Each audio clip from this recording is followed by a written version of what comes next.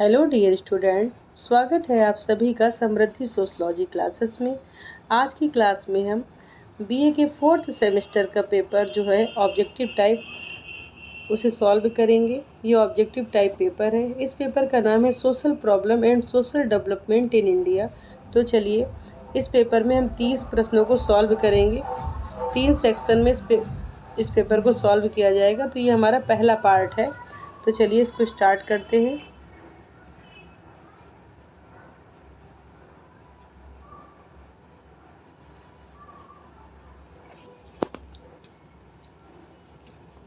पहला प्रश्न है आपका, ऐसा व्यवहार जो सामाजिक व्यवस्था के प्रतिमानित नियमों से हटकर होता है उसे कहते हैं विचलित, असंगठित, आपराधिक या व्याधिकीय। तो इसका जो राइट आंसर होगा वो होगा विचलित। पहले नंबर का जो ऑप्शन है इसका करेक्ट हो जाएगा। उसका अगला प्रश्न है आपका दूसरे नंबर का, मर्टन के अनुसार किसका उद्देश्य विचलित लक्ष्यों की ओर होता है। इसमें ऑप्शन है आपके नवाचारी का, परंपरावादी का, पलायनवादी का या विद्रोही का। तो देखिए इसका जो राइट आंसर होगा वो ऑप्शन नंबर 2 होगा, परंपरावादी का। उसका अगला प्रश्न आपका तीसरे नंबर का है, विचलन के बारे में कौन सा कथन गलत है। देखिए, यह सामाजिक रूप से सापेक्ष है, यह सांस्कृतिक रूप से सापेक्ष है, यह स्थानिक रूप से सापेक्ष है, यह सामाजिक परिस्थिति के सापेक्ष है। तो देखिए इस क्वेश्चन को डाउट में डाल दीजिए। उसमें मुझे वैसे डी आंसर लग रहा है, लेकिन इसका राइट आंसर अभी कंफर्म नहीं है। जब मुझे कंफर्म होगा तो मैं कमेंट सेक्शन में कमेंट करके बता दूंगी। देखिए इसमें चौथा प्रश्न है, किसने कहा है कि अपराध एक ऐसा कृत्य है जिसे राज्य ने समूह कल्याण के लिए हानिकारक घोषित किया है और जिसके लिए राज्य को दंड देने की शक्ति है। ऑप्शन में है सेठना, बांस एवं टीटर्स, लैंडिस एवं लैंडिस और वेस्टरमार्क। तो ये जो परिभाषा है ये लैंडिस एवं लैंडिस द्वारा प्रस्तुत की गई है। तो इन्होंने अपराध को ऐसा कृत्य माना जिसे राज्य ने समूह कल्याण के लिए हानिकारक घोषित किया है। आगे देखते हैं। इसके बाद पांचवा प्रश्न है, किसका यह मानना है कि अपराधी जन्मजात होते हैं। देखिए ये कथन कि अपराधी जन्मजात होते हैं लोम्ब्रेशो का है। इसको अच्छे से समझ लीजिए और याद कर लीजिए, अधिकतर एग्जाम में ये पूछा जाता है। तो ये कथन लोम्ब्रेशो ने कहा है कि अपराधी जो है वो जन्मजात होते हैं।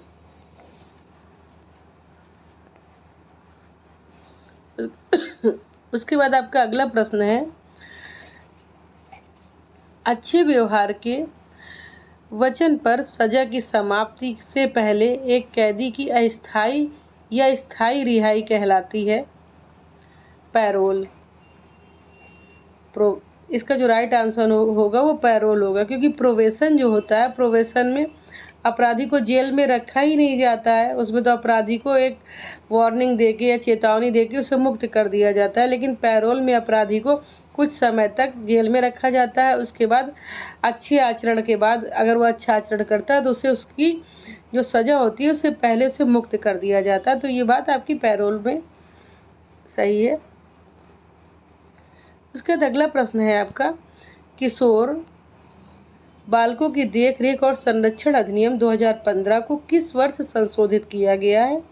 ऑप्शन में है 2019, 2020, 2021 या 2022। तो इसका जो राइट आंसर होगा वो ऑप्शन नंबर सी होगा, 2021। उसके बाद अगला प्रश्न है आपका, पुलिस द्वारा पकड़ा गया बाल अपराधी सबसे पहले भेजा जाता है। ऑप्शन में है रिमांड होम, किशोर जेल, प्रमाणित विद्यालय या बोस्टल स्कूल। तो इसका जो राइट आंसर होगा वो होगा रिमांड होम। पुलिस के द्वारा जब कोई बाल अपराधी पकड़ा जाता है सबसे पहले जिस जगह वो जाता है उसे रिमांड होम कहते हैं।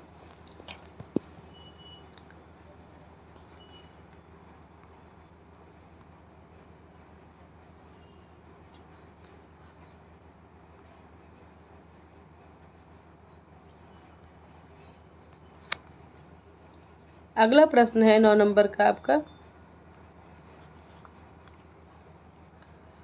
एक सम्मानित और उच्च सामाजिक परिस्थिति के व्यक्ति द्वारा अपने व्यवसाय के दौरान किए गए अपराध को कहा जाता है। ऑप्शन में हिंसक अपराध, संगठित अपराध, श्वेतवसन अपराध, पीड़ित रहित अपराध। तो ये जो राइट आंसर है इसका 9 नंबर के क्वेश्चन का वो होगा श्वेतवसन अपराध। श्वेतवसन अपराध ऐसे प्रकार के अपराध होते हैं जिसमें उच्च परिस्थिति वाले या प्रतिष्ठित व्यक्ति के द्वारा अपने व्यवसाय के दौरान ये अपराध किए जाते हैं। तो इसका जो राइट आंसर होगा वो ऑप्शन नंबर आपका सी करेक्ट हो जाएगा।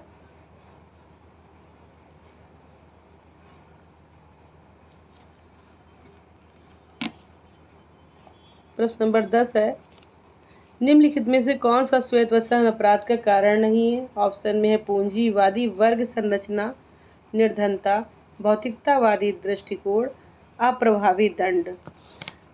तो इसमें जो दूसरे नंबर का ऑप्शन है आपका, क्योंकि इसमें पूछा गया है श्वेतवसन अपराध का कारण नहीं है। पूंजीवादी वर्ग संरचना आपकी श्वेतवसन अपराध का कारण है, भौतिकतावादी दृष्टिकोण आपका श्वेतवसन अपराध के कारण, अप्रभावी दंड भी उसका कारण है, लेकिन निर्धनता इसका राइट आंसर होगा क्योंकि निर्धनता श्वेतवसन अपराध का कारण नहीं है।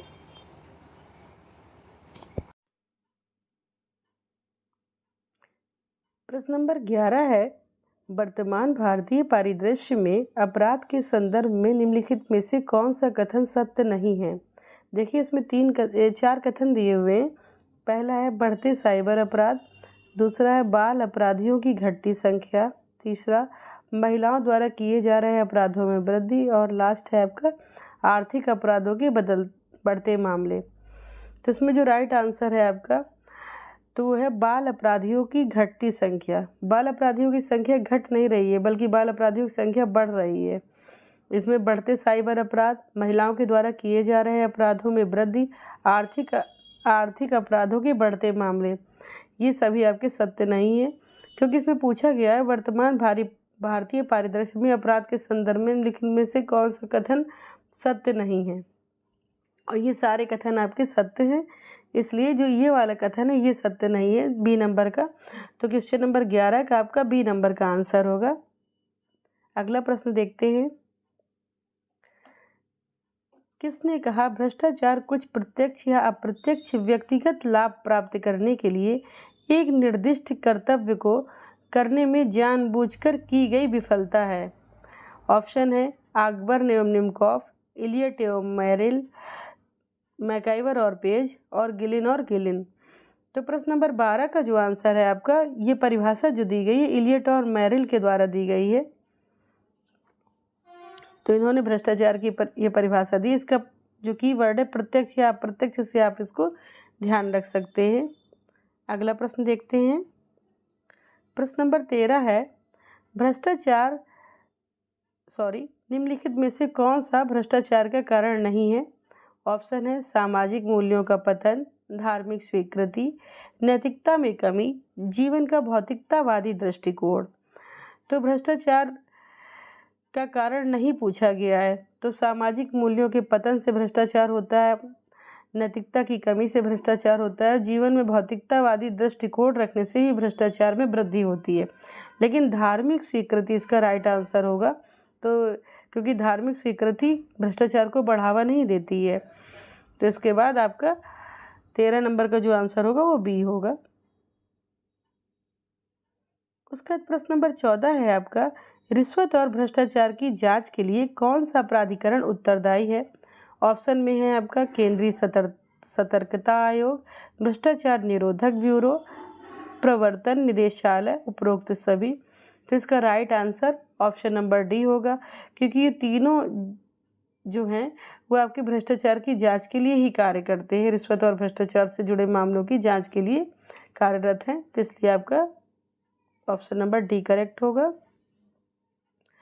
उसके बाद प्रश्न नंबर 15 है, कंप्यूटर या कंप्यूटर नेटवर्क द्वारा कारित अपराध को कहा जाता है? श्वेतवसन अपराध, भ्रष्टाचार, साइबर अपराध या तकनीकी अपराध। तो इसका जो राइट आंसर होगा वो ऑप्शन नंबर सी होगा आपका, साइबर अपराध। उसके बाद प्रश्न नंबर 16 है, साइबर अपराध के अंतर्गत आते हैं फिशिंग, हैकिंग, ऑनलाइन धोखाधड़ी या उपरोक्त सभी। तो इसका right answer option number D होगा, क्योंकि ये चारों ही मतलब तीनों ही जो ऑप्शन है आपके करेक्ट हैं, इसलिए ऑप्शन नंबर डी हो जाएगा इसका। अगला प्रश्न है प्रश्न नंबर 17, मादक द्रव्य व्यसन का क्या कारण है? ऑप्शन है तनाव और निराशा से राहत, सामाजिक मूल्यों को चुनौती देना, व्यक्तिगत समस्या का समाधान या उपरोक्त सभी। तो मादक द्रव्य व्यसन में भी तनाव और निराशा से राहत मिलती है और सामाजिक मूल्यों को चुनौती देने का कार्य करते हैं और व्यक्तिगत समस्या का समाधान होता है। तो इसका जो राइट आंसर होगा वो ऑप्शन नंबर डी होगा। उसके बाद प्रश्न नंबर 18 है, मादक द्रव्य व्यसनी प्रभावित होता है। ऑप्शन है शारीरिक और आर्थिक रूप से, भावनात्मक रूप से, सामाजिक रूप से या उपरोक्त सभी। तो इसका जो राइट आंसर होगा वो ऑप्शन नंबर डी होगा, क्योंकि ऊपर के सारे ऑप्शन ही आपके करेक्ट हैं, तो इसलिए डी नंबर का ऑप्शन इसका राइट माना जाएगा। उसका है प्रश्न नंबर 19, मादक द्रव्य छोड़ने के उपरांत व्यक्ति को सामाजिक जीवन की मुख्य धारा में वापस लाने में कौन महत्वपूर्ण भूमिका अदा करता है? ऑप्शन में है आपका परिवार, मित्र, परामर्शदाता या उपरोक्त सभी। तो देखिए मादक द्रव्य को यदि छोड़ना है तो उसके लिए परिवार भी अपनी महत्वपूर्ण भूमिका अदा करता है, मित्र भी और परामर्शदाता भी। तो इसमें जो राइट आंसर होगा ऑप्शन नंबर डी होगा। उसके बाद है प्रश्न नंबर 20, दुर्खीम ने आत्महत्या के कितने प्रकारों का उल्लेख किया है? ऑप्शन में है 2, 3, 4 या 5। तो दुर्खीम के द्वारा बताई गई आत्महत्या की संख्या 3 है। इन्होंने आपकी अहमवादी आत्महत्या, परार्थवादी आत्महत्या और विसंगतिपूर्ण आत्महत्या के बारे में बताया है। 3 प्रकार की आत्महत्या दुर्खीम द्वारा प्रस्तुत की गई हैं।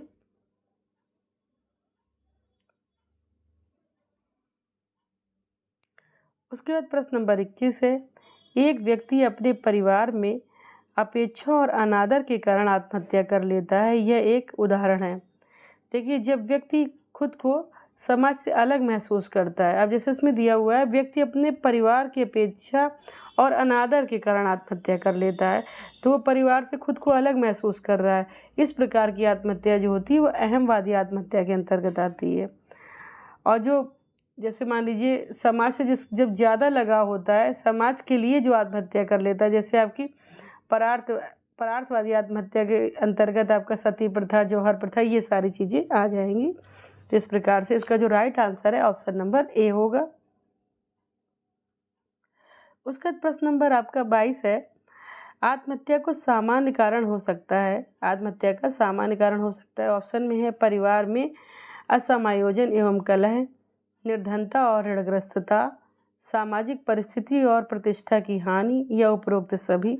तो इसका जो राइट आंसर होगा वो ऑप्शन नंबर डी होगा, क्योंकि आत्महत्या के कारणों में परिवार में असमायोजन और कलह भी हो सकता है, निर्धनता और ऋण के कारण भी व्यक्ति आत्महत्या करता है, सामाजिक परिस्थिति और प्रतिष्ठा की हानि के कारण भी व्यक्ति आत्महत्या करता है। इसलिए इसका जो राइट आंसर होगा वो ऑप्शन नंबर डी हो जाएगा। प्रश्न नंबर 23 है, किसी सरकार या उसके नागरिकों को कुछ राजनीतिक या सामाजिक उद्देश्यों के लिए डराने या विवश करने के लिए व्यक्तियों या संपत्ति के विरुद्ध बल या हिंसा का गैर कानूनी उपयोग है युद्ध, विद्रोह, आतंक और दंगा। तो इसका जो राइट आंसर है वो मुझे ऑप्शन सी लग रहा है, इसमें थोड़ा डाउट है। अगर आप लोगों को कन्फर्म हो इस क्वेश्चन का आंसर तो कमेंट सेक्शन में कमेंट करके बताइए। वैसे 90% मुझे इसका आंसर डी लग रहा है, तो इसलिए मैंने इसको सी लग रहा है, सॉरी, तो सी को माना है।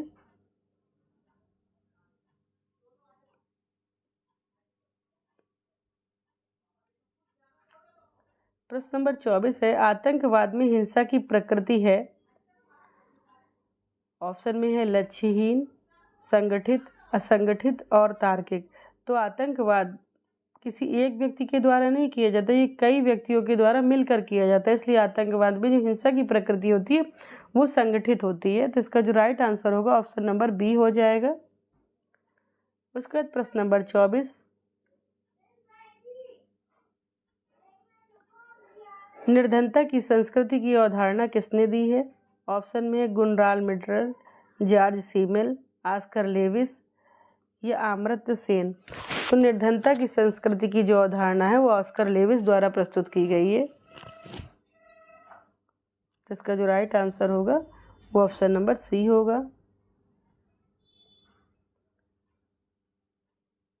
उसी क्रम में प्रश्न नंबर 26 है, किस प्रकार की निर्धनता भौतिक अस्तित्व को बनाए रखने के लिए आवश्यक मूलभूत संसाधनों के अभाव को संदर्भित करती है? ऑप्शन में है आपका पूर्ण निर्धनता, सांस्कृतिक निर्धनता, व्यक्तिपरक निर्धनता और बाध्य निर्धनता। तो इसका जो राइट आंसर है वो आपका ऑप्शन नंबर ए होगा, पूर्ण निर्धनता, क्योंकि इसमें बात करी गई है निर्धनता भौतिक अस्तित्व को बनाए रखने के लिए आवश्यक मूलभूत संसाधन। मूलभूत संसाधन मतलब रोटी, कपड़ा, मकान, स्वास्थ्य, ये सारी चीज़ें जो हैं ये सब पूर्ण निर्धनता के अंतर्गत आती हैं। तो इसका जो राइट आंसर होगा ऑप्शन नंबर 1 होगा। उसके बाद प्रश्न नंबर 27 है आपका, निम्नलिखित में से कौन सा निर्धनता का परिणाम नहीं है?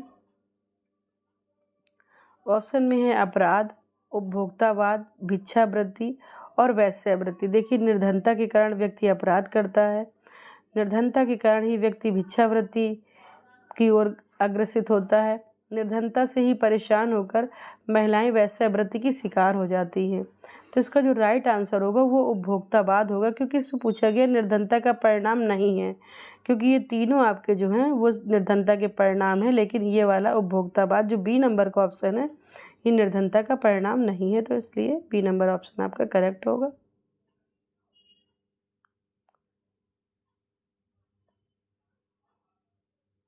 उसके बाद प्रश्न नंबर 28 है, राष्ट्रीय ग्रामीण आजीविका मिशन, जिसे इंग्लिश में NRLM के नाम से जाना जाता है, तो इसका लक्ष्य पूछा गया है। तो वर्तमान आजीविका विकल्प को बढ़ाना और विस्तारित करना, रोजगार बाजार के लिए कौशल का निर्माण करना, स्वरोजगार वाले व्यक्तियों और उद्यमियों का पोषण करना या उपरोक्त सभी। तो ये जो 3 बताए गए हैं ऊपर, ये तीनों ही लक्ष्य जो हैं आपके राष्ट्रीय ग्रामीण आजीविका मिशन के हैं, इसलिए जो आपका ऑप्शन नंबर डी है वो करेक्ट हो जाएगा। उसके बाद प्रश्न नंबर 29 है, भारतीय समाज में जातिगत असमानता है आर्थिक समस्या, भौगोलिक समस्या, संरचनात्मक समस्या या दार्शनिक समस्या। तो भारतीय समाज की संरचना में जातिगत असमानता देखने को मिलती है, ये एक प्रकार की संरचनात्मक समस्या मानी जाती है। तो इसका जो राइट आंसर होगा वो ऑप्शन नंबर सी होगा। उसके बाद प्रश्न नंबर आपका है 30, निम्नलिखित में से कौन जातिगत असमानता को व्यक्त करता है? ऑप्शन में है आपके जन्म आधारित स्थिरीकरण, जाति आधारित व्यवसाय या अंतर्विवाह, और लास्ट ऑप्शन है उपरोक्त सभी। तो इसका जो राइट आंसर होगा वो ऑप्शन नंबर डी उपरोक्त सभी हो जाएगा, क्योंकि जन्म के आधार पर भी जातीय समानता पता चलती है और जाति पर आधारित व्यवसाय के आधार पर भी जातियों में समानता पाई जाती है, कोई किसी का व्यवसाय अच्छा है, किसी का कम अच्छा है, और अंतर्विवाह के आधार पर भी जाति में असमानता देखने को मिलती है। इसका जो राइट आंसर है वो इसलिए डी नंबर उपरोक्त सभी हो जाएगा।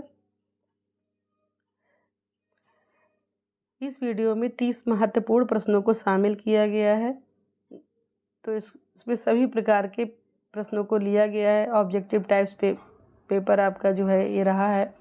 तो ये वीडियो आपको कैसी लग रही है, ये आपके लिए यूजफुल है कि नहीं, कमेंट करके ज़रूर बताएं।